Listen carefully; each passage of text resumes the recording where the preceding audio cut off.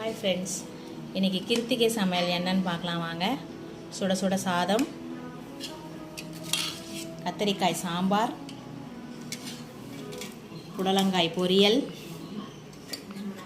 வாழைக்காய் வறுவல், அப்புறம் சுட சுட தக்காளி ரசம். வாங்க ஃப்ரெண்ட்ஸ் சாப்பிட்லாம்.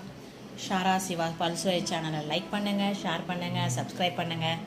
தேங்க்யூ ஃபார் வாட்சிங். வாழ்க வளமுடன். இந்த புடலங்காய் பொரியல் எப்படி செஞ்சோன்ற ஒரு சின்ன டிப்ஸ் கொடுத்துட்றேன். வானலில் எண்ணெய் ஊற்றிட்டு கடுகு, கடலைப்பருப்பு, காஞ்ச மிளகா, கருவேப்பிலை, வெங்காயம் எல்லாம் நல்லா வதக்கிட்டு அதுக்கப்புறம் புடலங்காயை குட்டி குட்டியாக கட் பண்ணி வச்சுருக்கணும். அதை போட்டு நல்லா வதக்கணும். கொஞ்சம் மஞ்சத்தூள், உப்பு, அதுக்கப்புறம் பாசிப்பயிறு கொஞ்சம் போட்டு நல்லா வேக வைக்கணும். வேக வச்சுட்டு தேங்காய் பூ போட்டு இறக்குனிங்கன்னா சூப்பரான புடலங்காய் பொரியல் ரெடி. நீங்களும் உங்கள் வீட்டில் செஞ்சு பாருங்கள் எப்படி இருக்குன்னு.